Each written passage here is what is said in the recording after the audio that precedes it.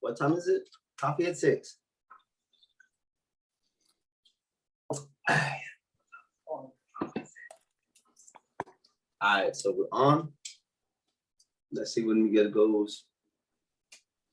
All right, so let me get on the live so I can see the feed. It looks like we're on.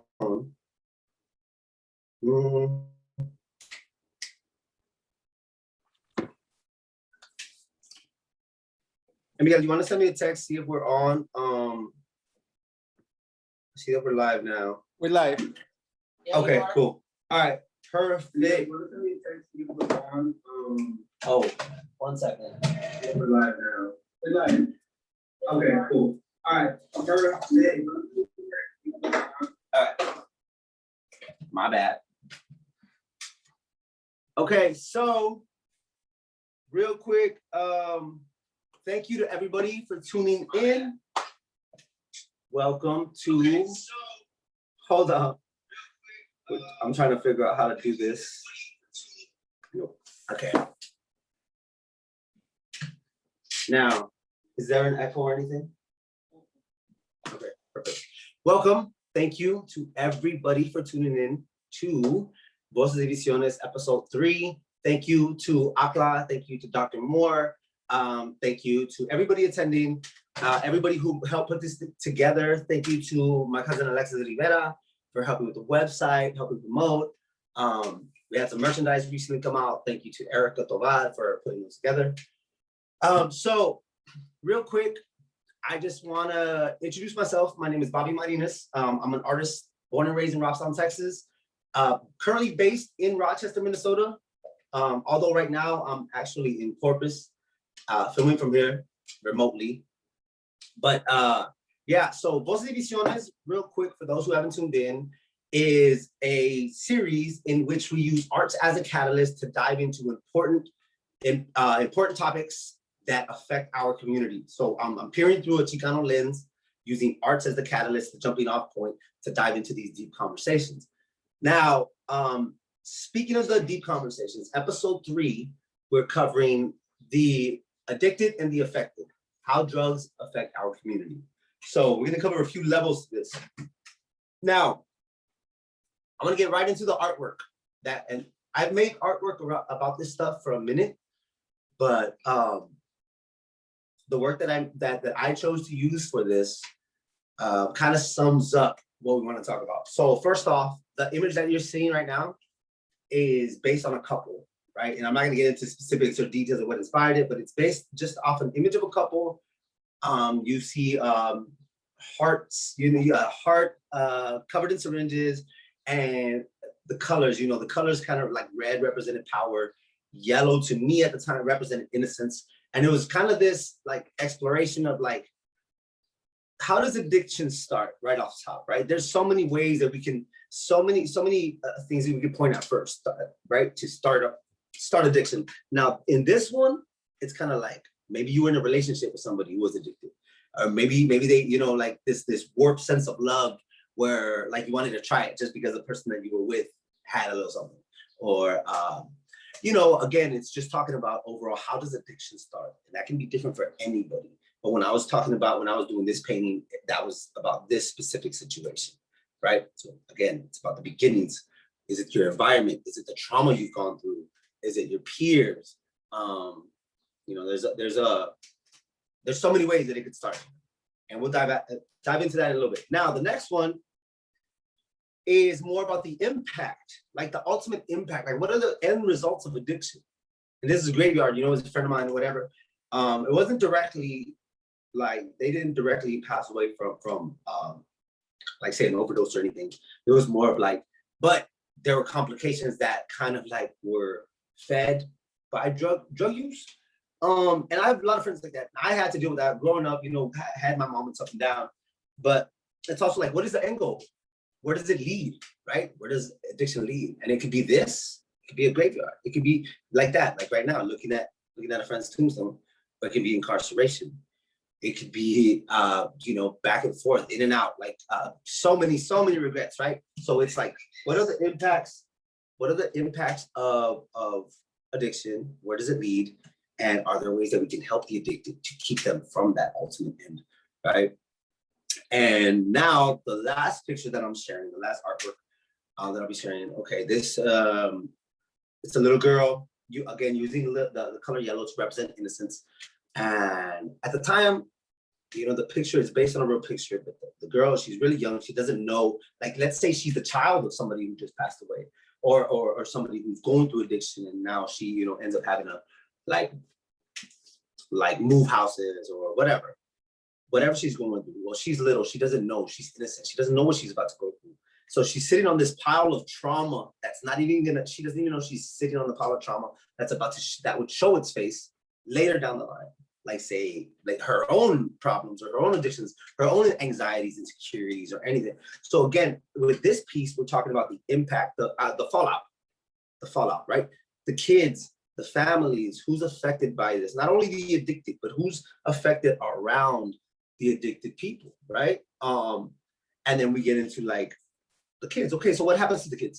Where's the support system? Who takes care of the kids? Whether it's CPS, whether it's the whole CPS, the foster care system, whether it's the abuelitos, abuelitas, the tíos, tías, whoever steps in to just help pick up that part to support, to you know, not leave anybody behind. And then it gets you into like, okay, well, what does the support system look like? And how do we also like stop and think about them? Like, what about the people that are taking care of the kids? What about the people that have to step in while the addicted are either locked up, dead, or getting help? It's like, how do we create a strong, supportive system for everyone that's involved in it? Now, to get into that, I want to introduce our special guest for this episode. And so our special guest, he's done a lot of really great work in this field. His name is Dr. Mitchell Moore. He is an assistant professor at Winona State University in the Graduate School Counselor Education Program, where he coordinates the Addiction Counseling Certificate Program. He is a licensed alcohol and drug counselor in the state of Minnesota, and he has worked in the chemical dependency field since 1988. Mitch has a doctorate degree in adult education from the University of Minnesota and an MS in counselor education and BS degrees in psychology and political science from Winona State University. He retired in 2012 from the Federal Bureau of Prisons as a drug treatment specialist, where he developed and facilitated drug abuse programs for adult female and male offenders. Prior to his retirement and subsequent faculty position at WSU, Mitch served 2 stints, August 99 to December 2000 and January 2012 to January 2013 as a chemical dependency counselor of Catholic clergy at Guest House in Rochester, Minnesota. So thank you, Mitch, for joining us. Thank you for joining us on what's about to be a really, really important, robust conversation. I guess I just want to dive right into it and talk about, one, if you want to let us know more about the work that you do and how you feel about the stages that I just mentioned, and how have you, what have you seen in your work, and what are some like tidbits of information that you can give us regarding the beginning, the addicted, how it starts, what leads to addiction, how we prevent, how we can help the addicted, and how we can also support the support system itself. Yeah, so what do you think? Well, thank you, Bobby, and it's a privilege to be here. I'm so happy that you invited me. This is important work. This is a vitally important subject at this time in our lives. And again, it's an honor to be here. And just reflecting on that powerful artwork, you know, I was reflecting on the faceless, in a sense, you know, the sense of alienation, that this could be anyone, that this is everyone. We all know folks that in our families, in our friendships, in our relationships that experience addiction, mental health, trauma, all those kind of things. And that cemetery picture, the grave, the picture of like that stuffed animal or whatever that figure was, it just reminded me of loneliness and alienation. And so just some powerful, powerful images. And I want to thank you for sharing those with us. Yeah, so you hit on some important factors in the start of addiction, you know, and for most people that I talk to, addiction really started as fun, right? It was experimental. Other kids were doing it. It was modeled around them by their families, by their peers, by older siblings, older kids. It was just what was happening in the community. And at first it worked. At first it was fun. And for most people, you know, they try something, they like it. Hey, I might do that again. Try something else. Whoa, that's not for me. And, you know, at some point they kind of latch on to that thing. And I think that what most people focus on is the pleasure it brings them and the fun. But I think that what often follows that, that's a little bit more difficult for them to identify right away, is how it becomes a crutch in their life. It's the only way they have fun. It's the only way they deal with stress. It's the only way they solve their problems, right? In a sense, it becomes an escape that rather than coping and rather than developing those coping skills, I found a secret place to hide, to run away to escape. I liked how you showed that image of that couple. Quite often for many of us, we fall in love with someone. They are maybe using at the time, regardless of what they're using, doesn't seem to be a real problem for them. They're fun. We love them. But adverse impacts begin to appear, right? And I know for many people, it becomes, if I can't beat them, if I can't convince them to quit, then I'm going to join them, right? In a sense, when you showed that couple, it spoke to relationship. And it also spoke to how addiction is a relationship. As addiction grows, it becomes a love and trust relationship between the addict and the drug, you know, or gambling or the event, right? Whatever it might be. And for a loved one, that's competition, right? I'm competing with drugs for the man, the woman I love. If I can't beat him, join him. And pretty soon, you know, it grows for both of them. And we see that all the time depicted in the media in different portrayals of how addiction grows. So that certainly is. But I think the other thing to focus on is, you know, why this person and not that person? You know, similar people, similar background, similar environment. Well, the other thing is we have to look at adverse community experiences. You know, some communities have more, there's more trying issues. Think about for Native Americans, many people of Hispanic descent, there's been a lot of historical trauma that's been multi-generational, inflicted on them by the dominant culture. And so if we set that as a stage, we know that for many communities, there's more poverty, there's more other forms of hardship, which leads for many folks to more trauma. You know, there's more trauma, and that tends to be one of the mediating factors. A lot tends to be focused on biological or genetic predisposition. You know, some people seem to be addicted the first time they use the drug. That might be true.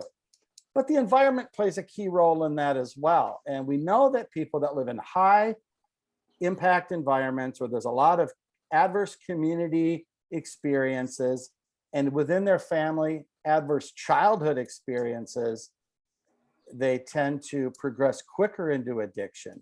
So that's just some of the ways that we know that addiction develops. And then, of course, it progresses over time. Some quickly, some slowly. That you have a really powerful image.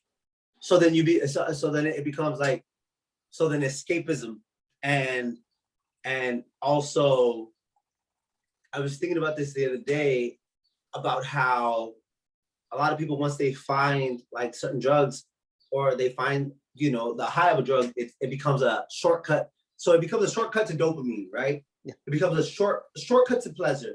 So that's like, it's like, why do the work to like change my life or change my circumstances, grow as a human being, start a business or like do something else, work out, or why do that, which is going to take some time when there's a shortcut, right? So then it's like this that crutch, right? So it's like this shortcut.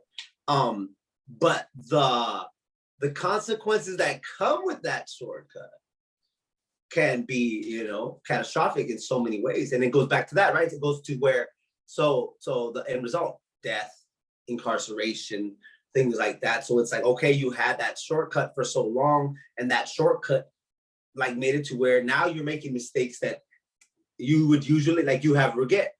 So it's this cycle, right? So now you're like, say you do something that you regret while you were on drugs. So the only way to get, the fastest way to get to, oh, it's okay, it wasn't that bad, is to go back to the drug rather than work through it, apologize, make the changes, and then move forward. It's just like back to that, like, oh, there's that escape, there's that shortcut. And then it ends up with those end results, right? So, So did you see, I mean, like when you were dealing with people who, like were incarcerated, so you were admitted, so was it like a rehabilitation program that you were working, like, Yeah, what were you doing?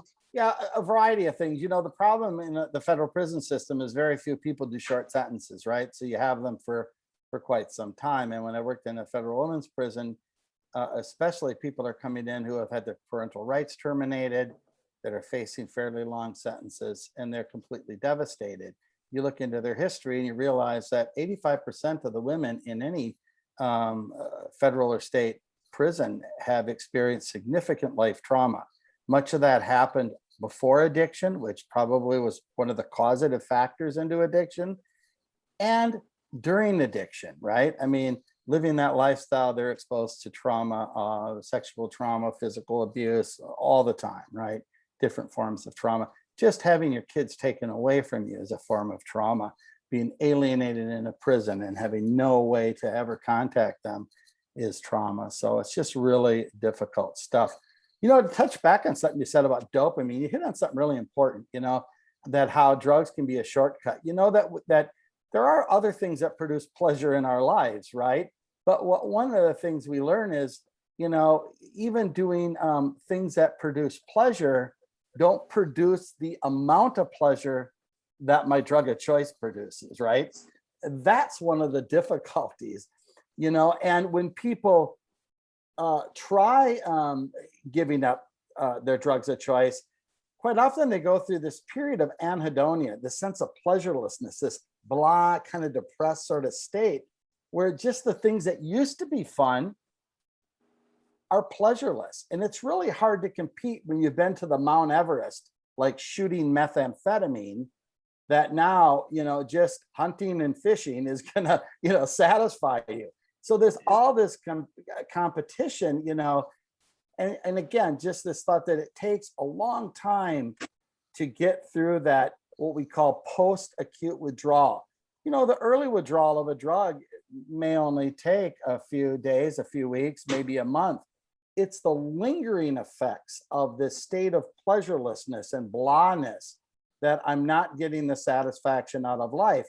The other thing too is, what comes first, pleasure or pain, right? The thing about addiction is that when I first use a drug, it produces pleasure. The pain comes after the fact, right? The next day with the hangover, or the next month when when I've been kicked out of the house, the car's been repossessed because of financial issues, right? And what makes relapse somewhat attractive is the fact that the pleasure always precedes the pain. So what's on my mind when I think of the drug?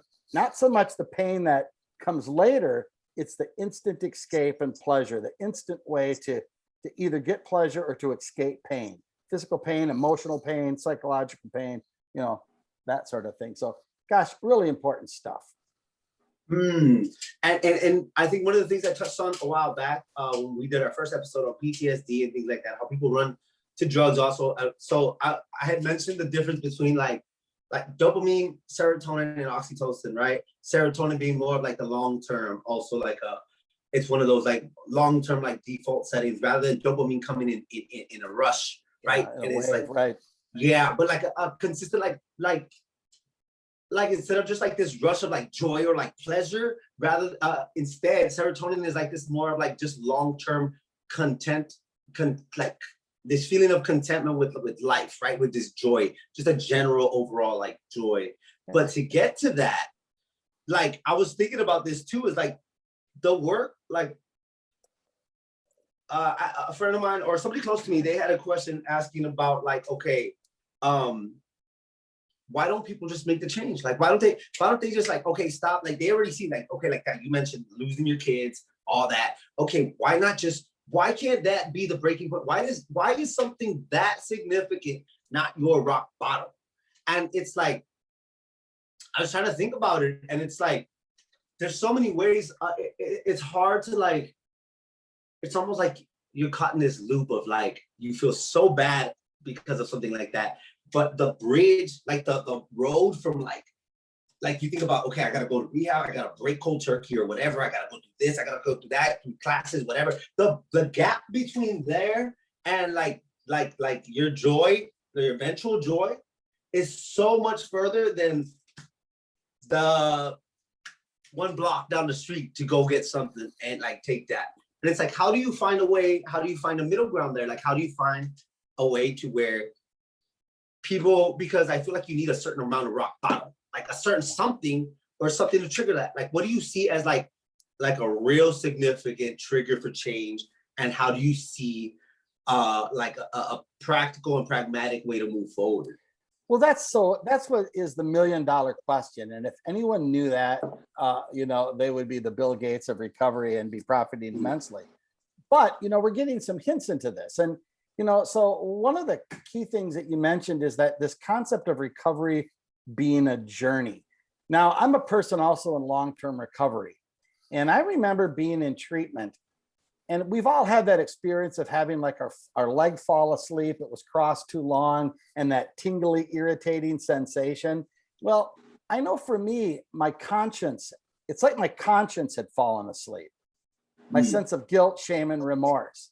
And one of the things that started to tingle in treatment and grow was my conscience coming back, looking back and feeling immense shame, guilt, remorse, for the impact of my addiction, for how I treated others at my worst, right?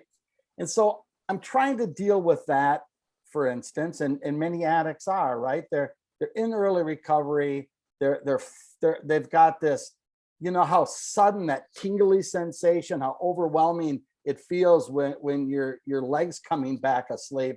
Well, your conscience does kind of the same thing for many of us, and it can be so overwhelming. That guilt and shame and remorse can be just almost relentless. And, it's difficult for family to let us back in. There's a sense of hesitancy. I know for me, it was, does Mitch coming around saying he's sorry just mean he's going to steal from us and be gone again? And so people are leery. They all want the best for the addict, but it takes time. And as all these things are difficult, it's not like the day I quit, I get my life back. Getting my life back or getting one's life back is a long process. And then it's dealing for many of us with all of the things that were preceding addiction. Now I actually have to face the crap, so to speak, right? The problems in my life. I've got to face the sex abuse, the domestic violence, the childhood trauma. I have to kind of now face that in a therapeutic sense, right? Whether that's done through religion, whether that's done through self-help like AA and NA, Narcotics Anonymous, Alcoholics Anonymous, whether that's done through treatment. And these are all difficult things while I'm trying to find employment. I'm trying to prove myself. I'm trying to get back in school. It's all of this is happening so much, and I'm in this blah, pleasureless state, right? I've got this sense of depression. I'm feeling overwhelmed, and I'm feeling so full of guilt, so full of shame, and I sense it even maybe from other people. That there's a lot of amends that need to be made. Yeah, it's a tough journey. It's a very tough journey. It's the best way to, I think, look at it is that tough journey. And that first part of that journey is just difficult. For me, it was about a 2-year process, of really working through it. And for many people, it's a lot longer. It's a lifetime. It's a lifetime. It was a 2 journey of what were some like steps? Like were there phases? Like, okay, step 1, make amends and say sorry. Step 2, Like, were there certain like really like particular phases that you had to go through?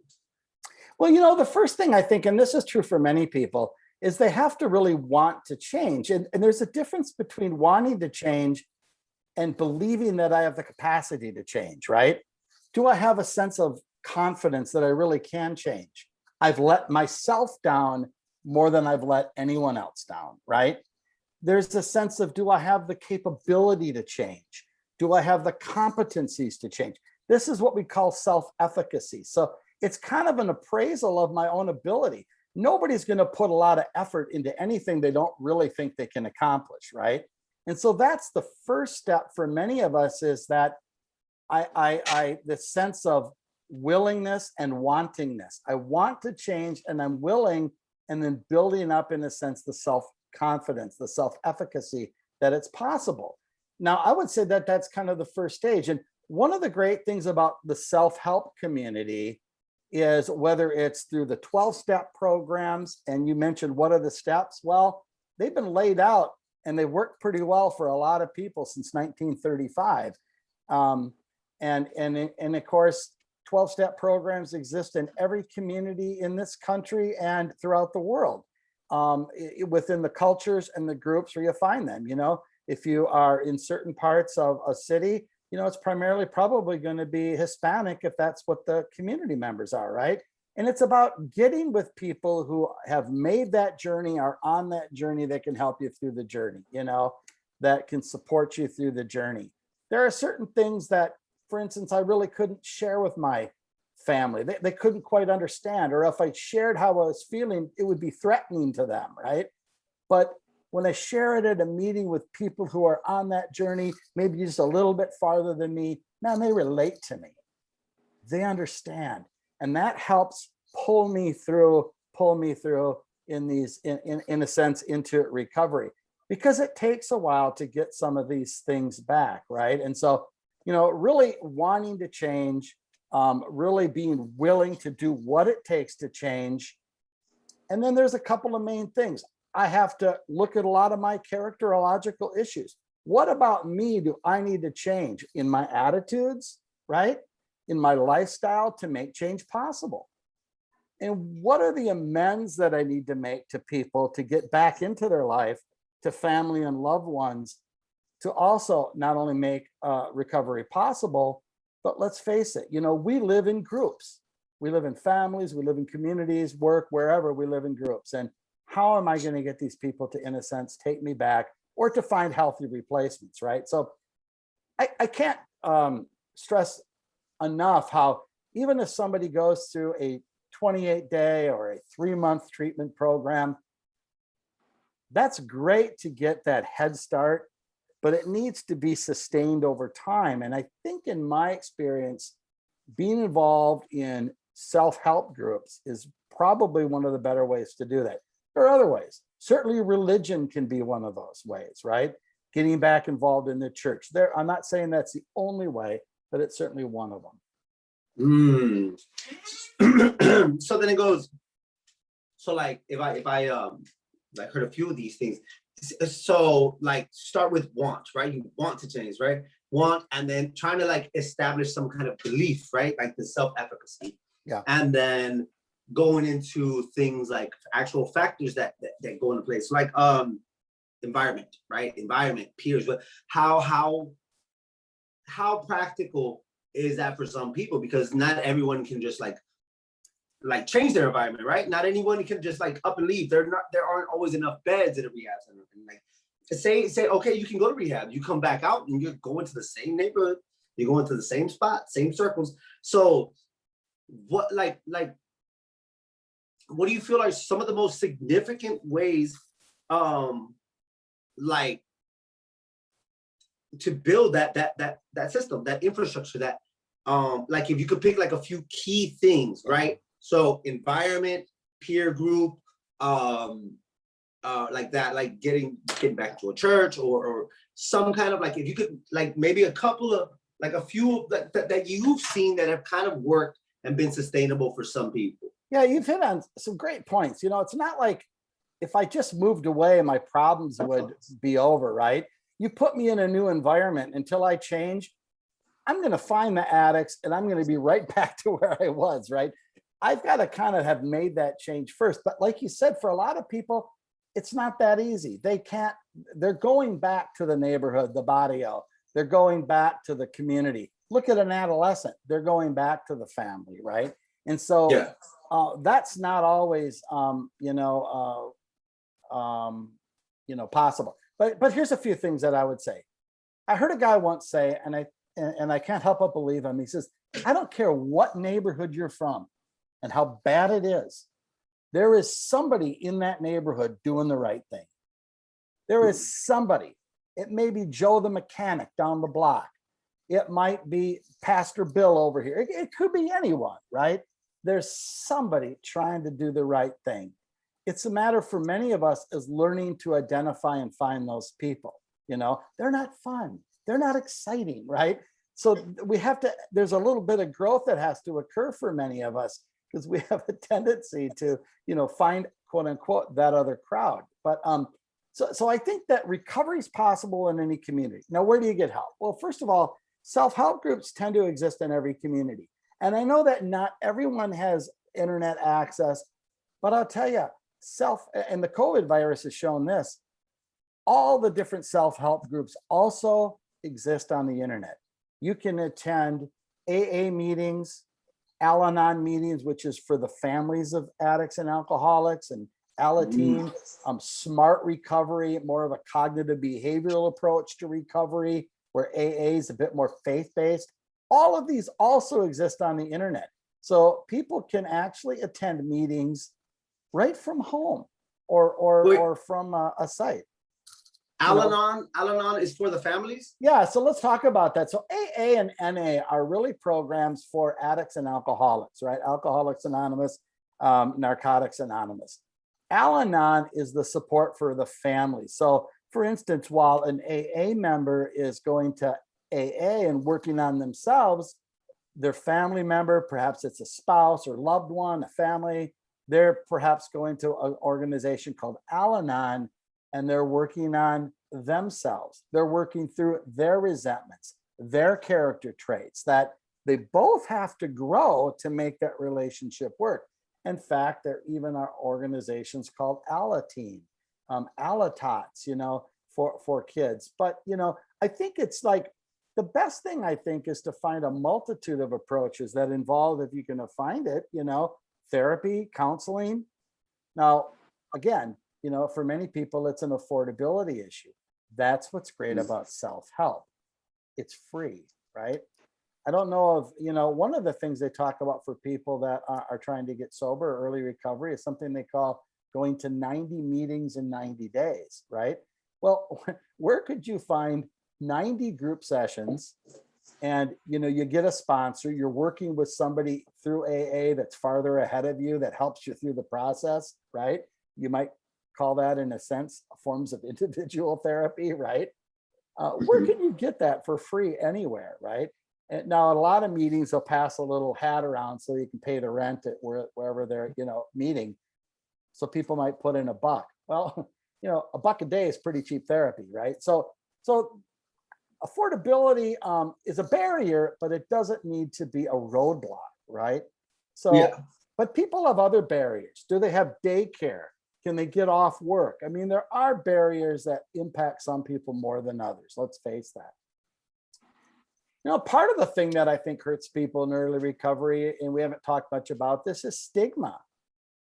The stigma that I know in conversations, Bobby, that we've had, we've talked about addiction as a chronic illness, much like other chronic illnesses, like, let's say, someone who has diabetes, right? It's something they're going to need to manage the rest of their lives. And for some people, they struggle to manage their diabetes, right? And the lifestyle changes that need to take place.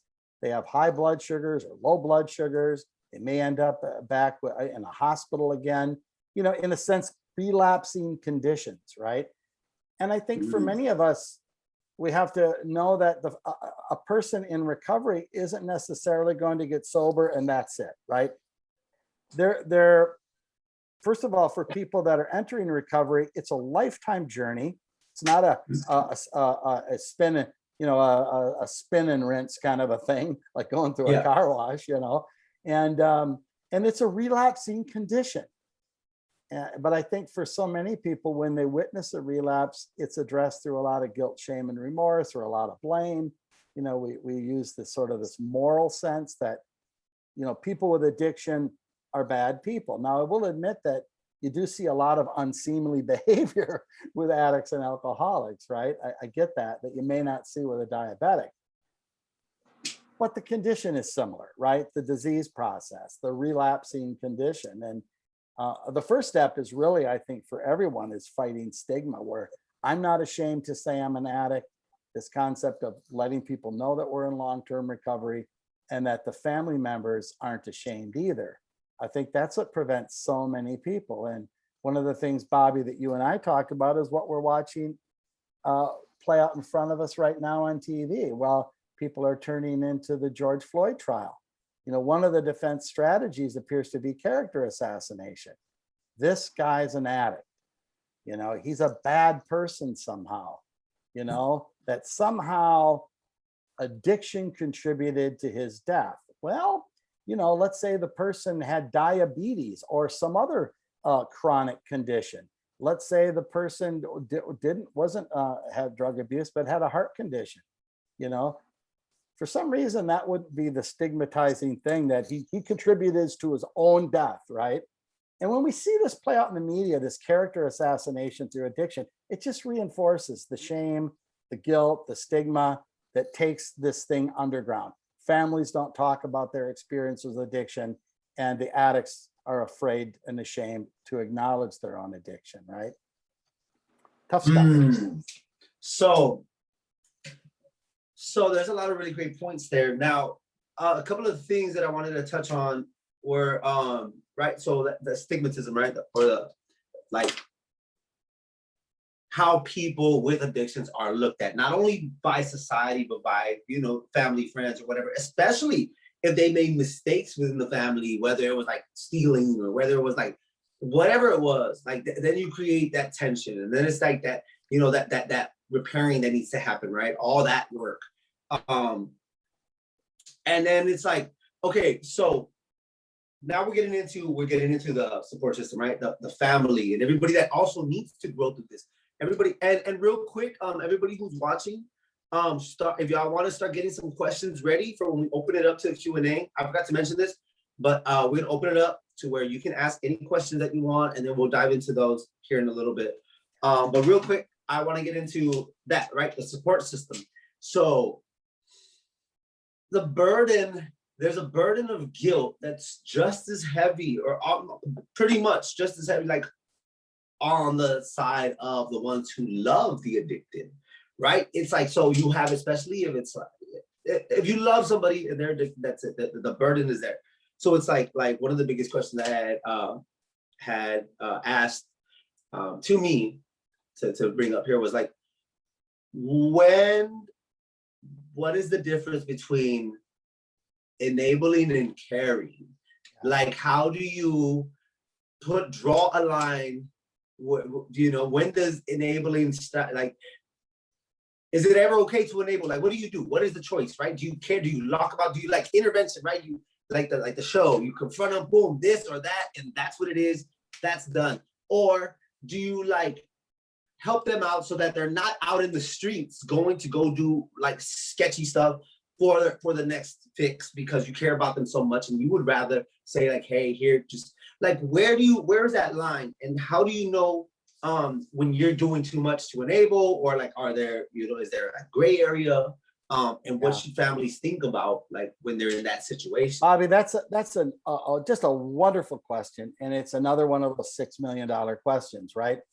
It's that difference between caring and caretaking, or what they call enabling.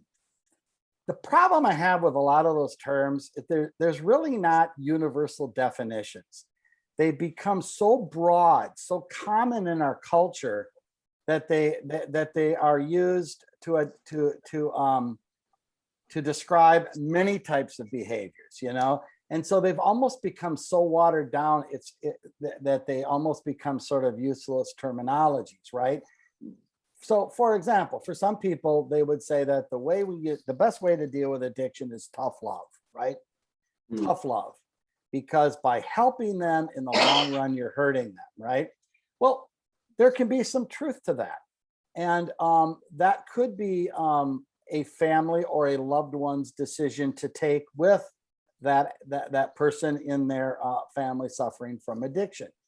But what I tend to think that sometimes happens is they tend to guilt and shame people who are struggling to take that tough love and that cut off kind of approach, right?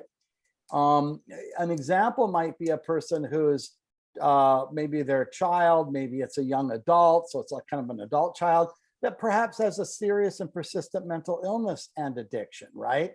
That their concept of tough love, well, first of all, what is their capacity to fully act on and to make those decisions, depending on their mental stability and condition. But it's really, I think, for everyone to decide, what can I live with, right? Can I live with knowing my kids living in the back seat of an abandoned vehicle or under a bridge in the middle of December, right? I mean, these are some difficult questions. So societally, we've taken kind of this housing first approach. And so in Rochester, there's a place called Silver Creek Corners where people that used to be called chronic inebriates, right? People that perhaps struggle with homelessness and chronic alcohol or drug dependence can reside, give them a stable living environment where they can build the capacity toward sobriety, in a slow sort of way.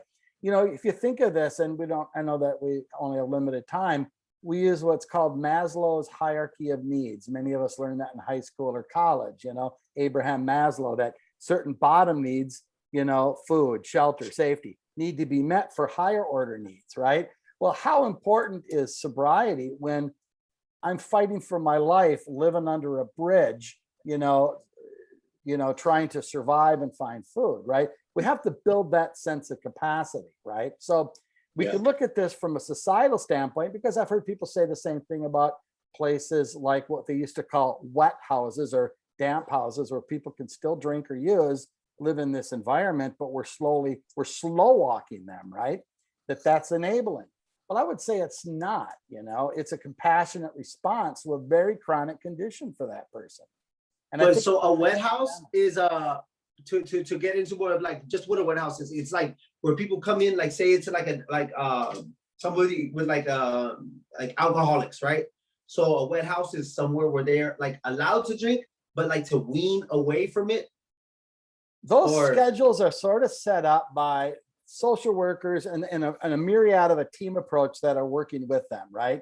It's not like that people in their mind, they think it's just a party free-for-all place that's at the taxpayer's expense. That is not how it's done.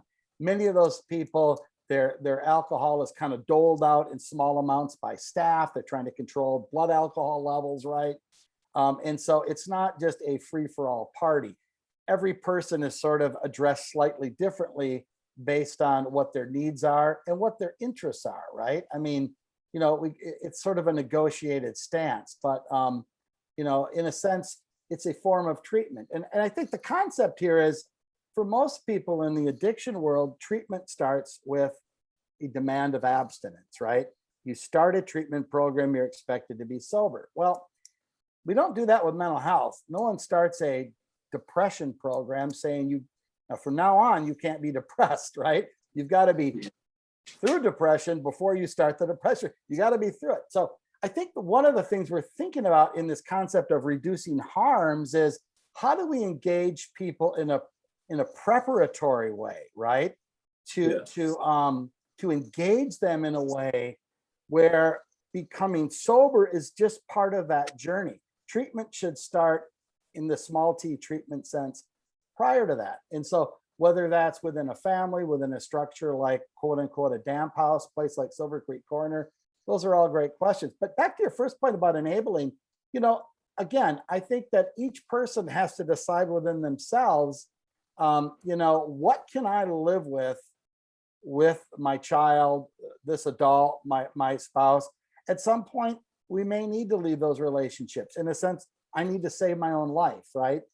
other people stay with them longer than, other people would, because, in a sense, they're thinking, well, how would I feel if my child died? So I think it's really important that we allow people to make those decisions and not shame them for the decisions they make. But a lot of people do experience that. They get kind of shamed, they get labeled as an enabler, a caretaker, when really it's love. They're doing the best they can, right? Yeah, that's a really good point. See, because it goes back to that. It's like, we're caught in the middle of like that, hearing tough love, like it's gotta be this, it's gotta be that. Like you have to make a decision. Like it's real confrontational, real like authoritative. Yep. When in reality, for one, anybody who dives into an addiction almost always has this naturally rebellious streak, or this naturally like anti-authority type. Like, oh no, you're gonna, like they already get into a cycle. Like I'm just gonna do what I'm gonna do, because it starts right. Like it's a self-fulfilling thing, right? Like I just want to feel good. I want to feel good. So it's real like based on the self. So then Yes. you try to tell them, like, hey, no, it's got to be this or it's got to be that. I can already see, like, I know people who, like, if they were surrounded by people, just like if it was the TV show, like Intervention, like, hey, it's got to be us or it's the, and it's like, what, for one, don't be coming at me like that. I'm out. Like, don't even come at me like, so then it puts you in a way to where it opens up that other option, right? That other possibility of like, okay, how can we meet anybody who's addicted in the middle, right? Where they are. Start from where they're from. Like, okay, this is how you feel. You're doing this stuff. We're like you said, we're not asking you to just like stop right now. We're not asking you, just like depression. You can't be depressed. You gotta, in order to go through mental health treatment, you have to stop being depressed. No. So it's like this phasing out, this weaning away.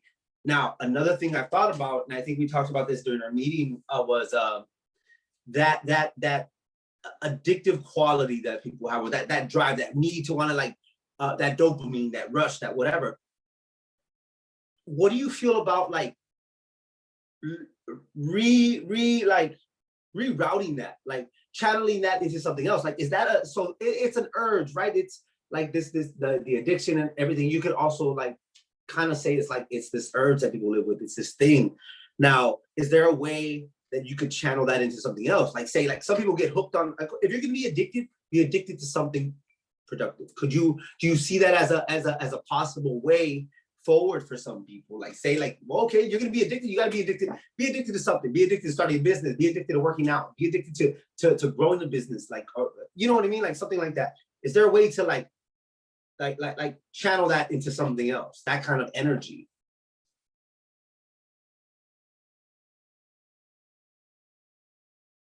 I think you're muted. I did that. Sorry. There's a feeling that some people have, and there's probably even books written about this, that of healthy addictions, right? That I can transition to a healthy addiction. I would suggest that addiction by its nature is out of balance, right?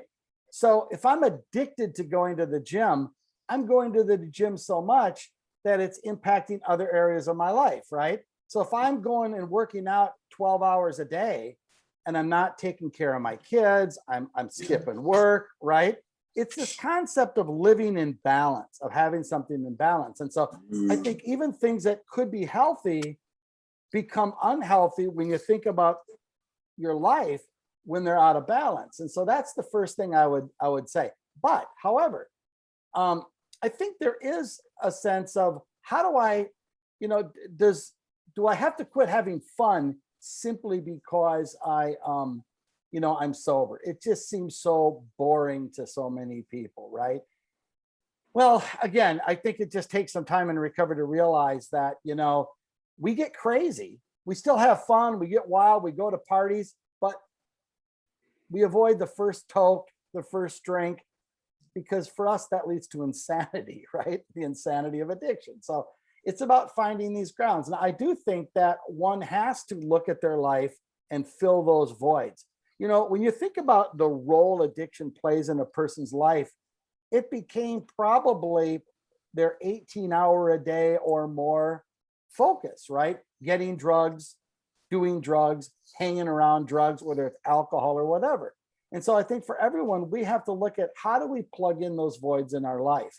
but I suggest they do it in a way that's kind of healthy, right?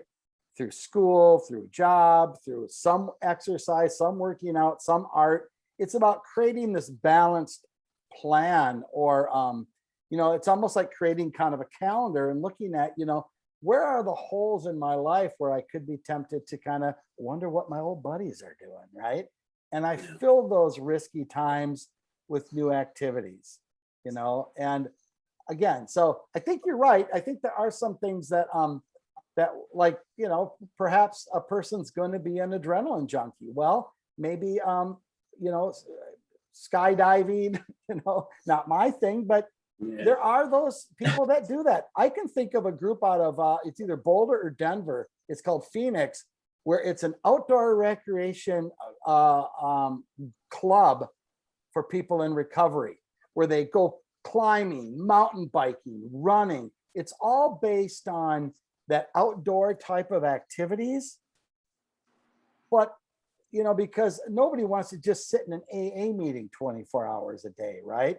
So I'm doing things that are fun and exciting, but I'm doing them with people that are safe, right? We talk about avoiding slippery people, slippery places, right? And it's really about building those things. Okay, so then we have about 10 minutes real quick. So yeah, I guess if anybody wants to start adding their questions on the bottom so we can start asking, and just get right into it, the Q&A. So anybody who has any questions for Dr. Moore, please just add them in the comments, and I'll just be reading them off the live real quick. There's just one? I just sent you one. Oh, okay. So real quick, is addiction a disease? Like, would you consider addiction a disease? Right? That's another one of those $6 million questions that certainly I would say that it is disease-like. But there is an intellectual debate within academia whether or not the same learning mechanisms that go into learning anything are present and utilized to learn addiction, right? It's a matter of, in a sense, an overlearned habit, if you will, right? So, but for other people, they would say, and National Institute of Drug Abuse, they look at addiction as a disease, that it is, in a sense, a disease that affects the brain, that there are neurochemical changes that occur in the brain through continued drug use. That's been an alteration has taken place. So that is a debate. And I think the other thing is that certainly it leads to other diseases as well. But I think one of the useful things of the disease concept of chemical dependency is it helps reduce stigma, right? If I can see addiction, even within me or a family member, as an illness and not a moral failing, I'm much more likely to not have stigma and to be supportive of recovery. So it is, on a whole nother academic level, it's been a debate that's been with us forever. Is addiction a disease or not? It's certainly disease-like. I think that's a really good way to look at it. Now, another question from the live is it wrong for a family member to just get fed up and just want to stay away and avoid this person at all costs? No, great question. I don't think that we can paint these things in polarizations of right, wrong, good, bad, all or nothing. That's one of the problems. That's kind of a natural way that we tend to think versus thinking of a continuum, of a spectrum, right? That there's gray areas. And I think that these are decisions that every individual needs to make for themselves, right? Where is that tipping point? Where is that point where I can't do this anymore? And I think everyone has the right to kind of come to that on their own. I don't think that it's right to guilt people who are staying supportive longer than maybe you would, or to try to push people to a decision, making them feel guilty for leaving or shaming them for staying, right? I think people need to be supportive and encouraged to, in a sense, make their best decision. There is no one size fits all because everyone's experiences are so much different. And their experience with that person is different. I might live with an alcoholic and another one might live with one where there's a lot of domestic violence, right? Well, safety becomes a prime issue. If I'm not safe, I have to leave. Hey, shameless plug. For many of you, I would encourage you, there's a book called Get Your Loved Ones Sober. You can just Google this, Get Your Loved Ones Sober. It's alternatives to nagging, pleading, and threatening. So rather than thinking like this all or nothing, like you see that intervention on TV, we huddle around the addict, we sort of trick them to come into this meeting, and we tell them, you know, how we love them, but also how we're disappointed, make a decision today. It's a way to take a slower approach if that's something that you're interested in, and a slower approach to working with your loved one to get them toward quote unquote sobriety. So shameless plug. How to I just posted that, the link to the Amazon, to the book on the chat. Yep, So good. Another question was, let's see. Okay. Let me find it real quick. Just still hard to get my family trust back. Trust still hard. I think you touched on something really good, which was that not one family member guilting the other one depending on their approach, because all of those, because for one, like let's say the person, there's one family member who's like, I'm not talking to them, they're done, I'm done, they're cut out of my life, that's it, boom, whatever. All right, that's going to give a certain amount of a guilt trip and emotional burden to the person that's addicted. Now the other one, it's kind of like good cop, bad cop. Yeah. Right. So then you have somebody like, no, you know what? I'm here if you need anything or whatever. And then it's like, again, there's no like one size fits all. It's just a matter of like hoping like one of these things like kind of tips the scales, like whether it's like, oh, I don't want to keep losing people, or I want to keep the people that still love me in my life. So it's like, hopefully one of those things, a couple of those things come into play, you know, in their decisions. Yeah, I think when we when the approach is, and perhaps sometimes it needs to be, if there's a lot of violence, that everybody quote unquote deserts the person. One might say, well, he deserted the family or she before we deserted them, but it makes recovery so much more difficult. Yet I do realize that every family member is going to have a different limit and a different approach, and we need to respect and have their freedom to navigate their own path through that, whether it's to put up some limitations, whether it's completely I'm gone, whether it's to be fully supportive, whether it's to be partially supportive. Everyone's got to kind of find their own way, and I don't think it does anyone any good to fight amongst ourselves over that approach, right? Yeah. Because we don't know the burdens that each other carry, right? It's so heart-wrenching. So now we have a comment that said, someone who doesn't trust someone going through addiction right now, who doesn't trust, who feels like everyone is out to get them, and it's hard to find professionals to be open-minded or not judge him. Like how do you get someone to even open up to like trusting a professional or like somebody in a like how do you get someone to get to that point? Like, is there a way to do it? I think that one of the resources I shared could be a start in that process. Now, this issue of not being able to trust, there's so many competing factors here, right? Is it based on a thought disorder, like a mental illness where there's a legitimate thought disorder and paranoia, right? Or is this more of they've just been hurt so many times, they've put up, in a sense, this emotional barrier against hurt?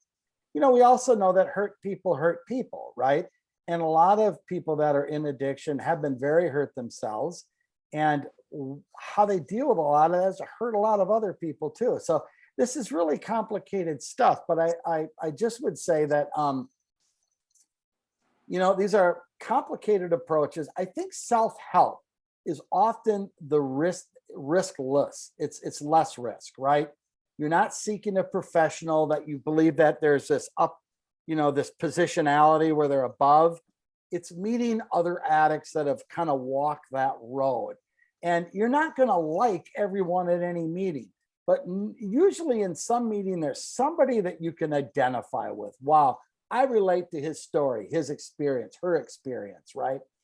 I think that's quite often for many people an easier approach is working with someone who's kind of been there. It seems easier than this professional who comes from a different social class.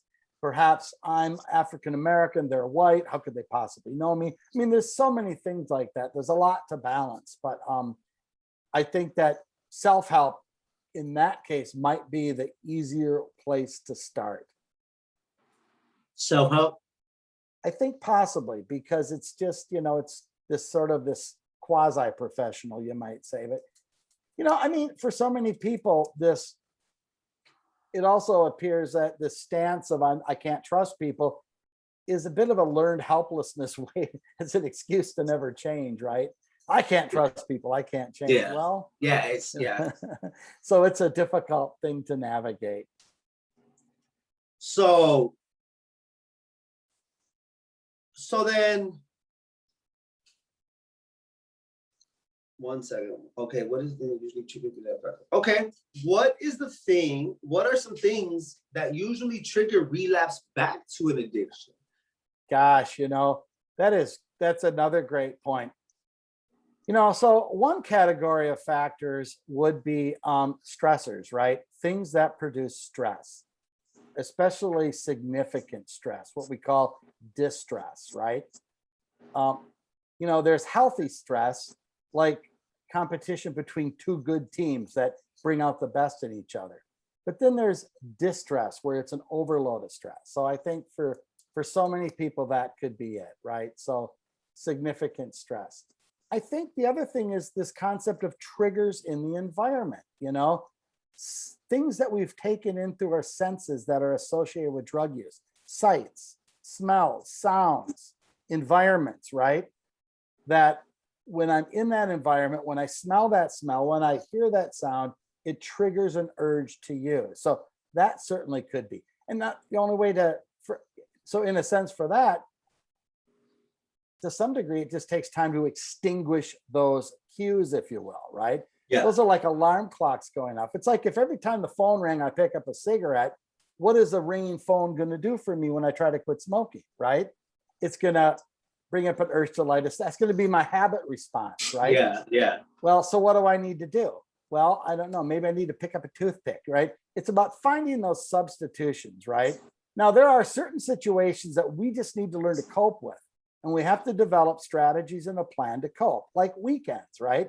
For some people, weekends are highly triggering. Why? Because there's a lot of downtime. I'm not at work. It's unstructured. And so that can be triggering. So what do I do? Well, I need to cope with that. There are other things that I actually just need to learn strategies to avoid. Going to a bar, well, I'm just going to play pool. BS, right? I may tell myself that, but I think deep inside, I'm looking for the possibility of being overwhelmed is pretty good there, right? So I think that those triggers, right? They could be in the environment, but they could be thoughts as well. Self-defeating thoughts, negative thoughts. This is where counseling and therapy can really help. Deal with the mental health issues, the thinking that needs to change, that needs correction, emotional regulation, as well as plans to avoid relapse, right? To learn to cope or to learn to avoid. Now, I guess this is the last, this is like a two-part question. After several episodes, and see what it does to people that love them. Here's a big one, and it goes back to what we were talking about. Okay, so this is gonna be a two-part. I'm gonna ask two questions, and then we can wrap it up. So after several episodes, near-death experiences, seeing what it does to the people that love them, why can't they just stop? And I had somebody ask me that, and I think I kind of asked like a version of that earlier. Like, why don't they just make the shift? Like they've seen everybody hurt. They've seen everybody in pain. They've seen, they have that regret. Why don't they just stop? Now there's that question. And there's also the question of like kids that are affected, kids with parents who are addicted. Now, do the kids have the right to completely never talk to their parents again, even if their parents are trying to do better for themselves? Or is it always, does it fall, like, is it, like, what do you see? I mean, the kids have, of course, they always have the right to whatever they decide to do. But what would you say to a child who wants to, like, cut their parent off, even if their parent has already gone through steps and already made changes and is still trying to find their way back into their lives? And that's true for anybody, but, like, let's say in particular kids with parents. What do you say to them? Do they let them back in? Do they have contingencies? Like, hey, I'll let you back in my life if I see this, this, and this. So there's that. And also, why don't they just stop? Yeah.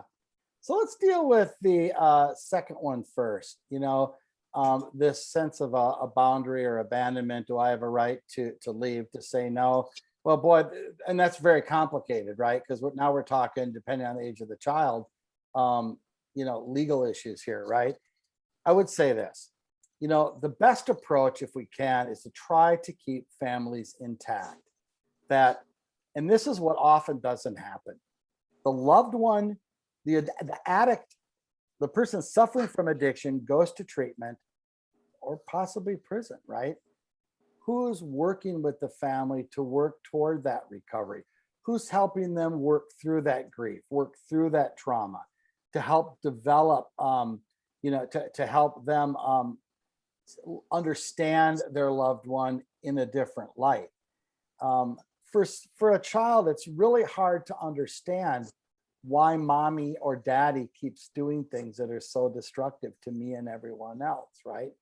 And so I think it does take some work. Now, for so many of these kids, they end up, what we found out in some research that I'm doing involved with a group called Community Pathways to Family Health and Recovery, is that probably only 1 out of every 20 kid whose parent is impacted by addiction, is in treatment or prison, ends up in the social services system, foster care, something like that. Probably 18 or 19 out of 20 end up living with a relative, a grandparent, an aunt or uncle, that really, there's a few issues there. Nobody knows what their needs are. Who's there to support them? And that's what this Community Pathways to Family Health and Recovery that we are creating here in Rochester to help them in that process. So we can work with kids, work with families, so they can work through their feelings, work through this, and learn themselves how to have this conversation with their mom or dad, right? To have this, and working with caregivers to know, think about this. How many people are in that retirement age and bam, all of a sudden their grandkids are on their doorstep and they're put into a parenting role again, right? And so many of these kids, as we know, have experienced a lot of trauma in addictive families. They have a high, what we call adverse childhood experience scores, right?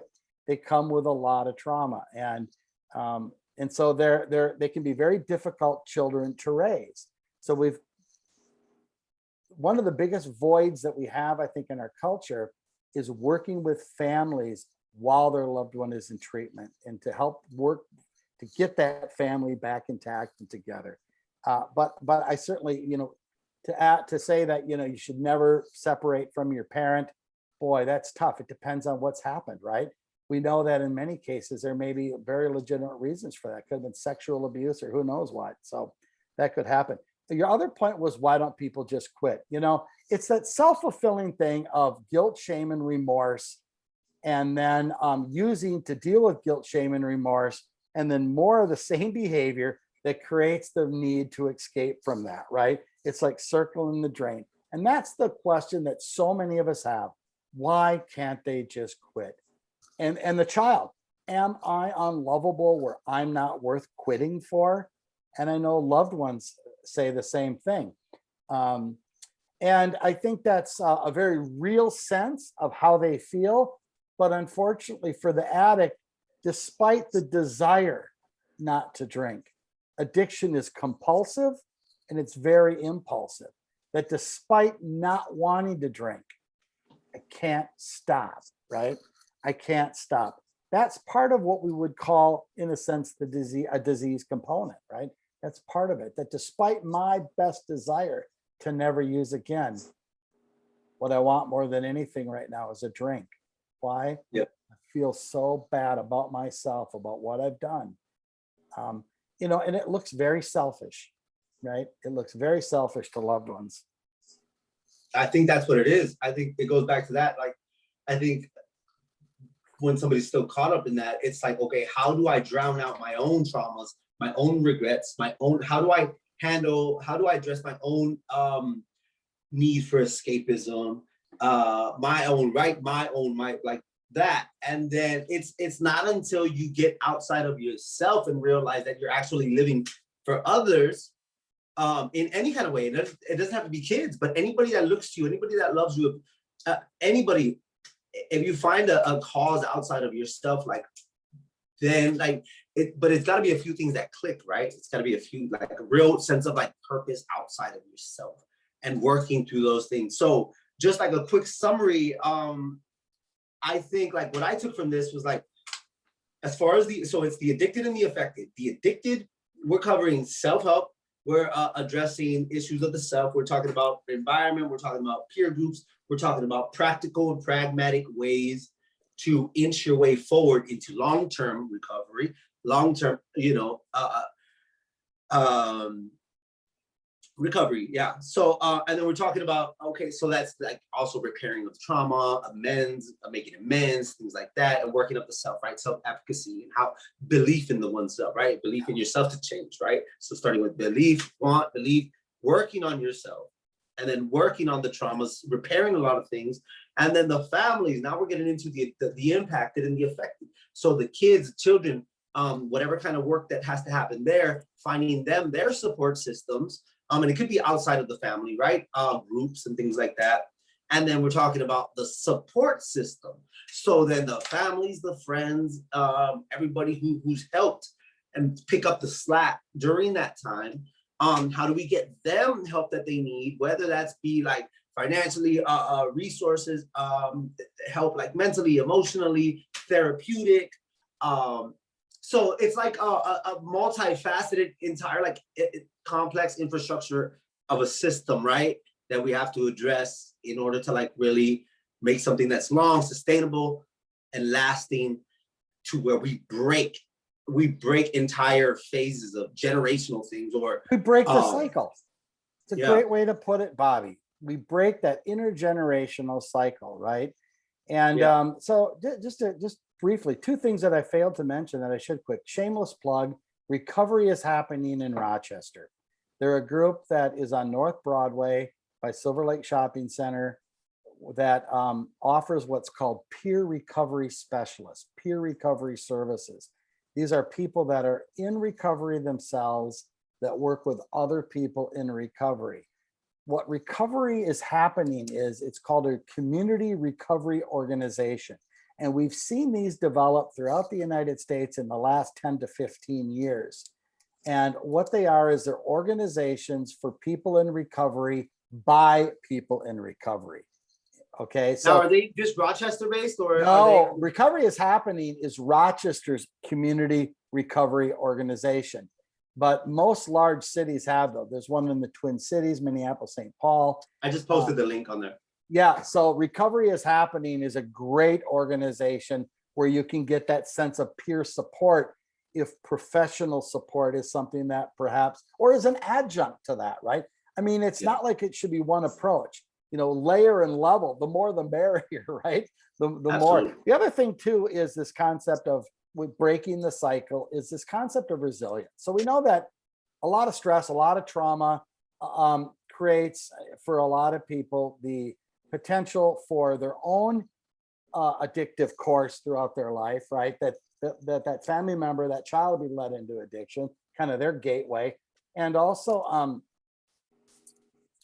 we know that there's also a gateway toward lower life expectancy and other illnesses that accompany a lot of stress in one's life, right? Other chronic diseases like heart disease. We know that for a lot of people that experience a lot of stress in their life, these adverse childhood experiences, they adopt a lot of unhealthy behaviors as a way to cope. Obesity, smoking, you know, so think about what the result of that, heart disease. We know that people that have 4 or more adverse childhood experiences have the propensity to have a 20-year less life expectancy. Now, again, is that something that's kind of a automatic? Can that be impacted? Certainly it can be impacted. One of the ways it's impacted is what we call resilience. Why some people are more resilient, elastic, able to bounce back than other people is somewhat of a mystery, but we do know that resilience can be built. We know that one thing that can make a difference for a child in an addicted family is one adult somewhere in school, in church, in community that can consistently be there to love and support that child. It could be a coach, it could be a teacher, it could be anyone really, but we know that that consistent person, that one person, I would encourage all of your listeners to think about, could they be that person for a child, for an adolescent, right? For an adolescent out there, because we know that that is one thing that can really offset these adverse childhood experiences and help lead toward developing more resilience, is to have that one stable adult relationship in their life. Quite often the person that is addicted isn't able to provide that, right? So that would be another thing that I would add. Just like we all play. So We all at the play a end of role. the It's a day, community. It takes a community. It takes a community, and at the end of the day, there's hope for change.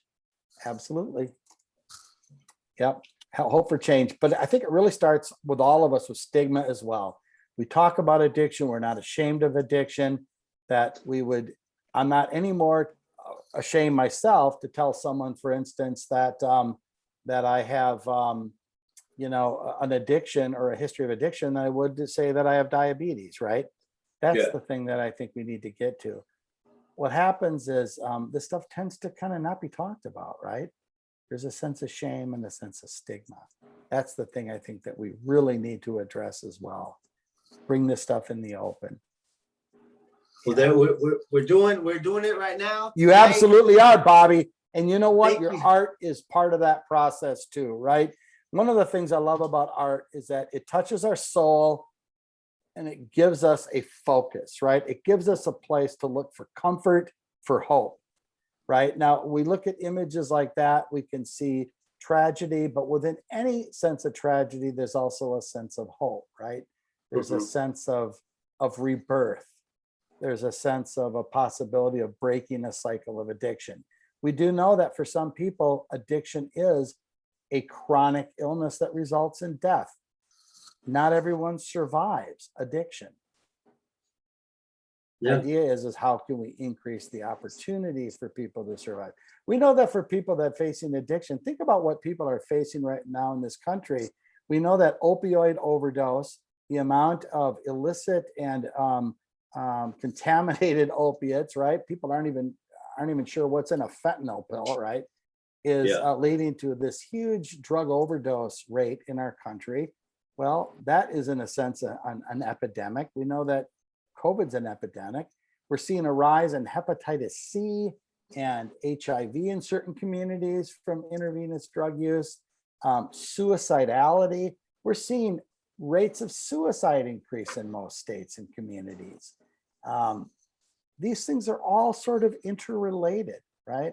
So one of the things we do know about people that are dealing with addiction, they're dealing with a coalescence of a lot of other pandemics, epidemics. Compassion is what is really needed right now. Compassion. That's a big one. Yeah. Compassion. That's a really good takeaway. I mean, at the end of the day, and it could take in, any form, multiple forms, different iterations of it. I feel like just like this, just opening up this conversation, putting the cards on the table, knowing the reality that a lot of people are going through, a lot of people are dealing with, a lot of people are impacted by. I think it's really great. It's a great starting point. To everybody who's watched, thank you so much. We just posted, I'm gonna repost 3 questions. If you want to answer them in the comments or just send me a private message. Surely will. Thank you so much to Dr. Moore. Thank you so much to ACLA for tuning, for being our fiscal sponsor. Thank you to Miguel for producing in the background. Thank you to Alexis Rivera for running our social media website.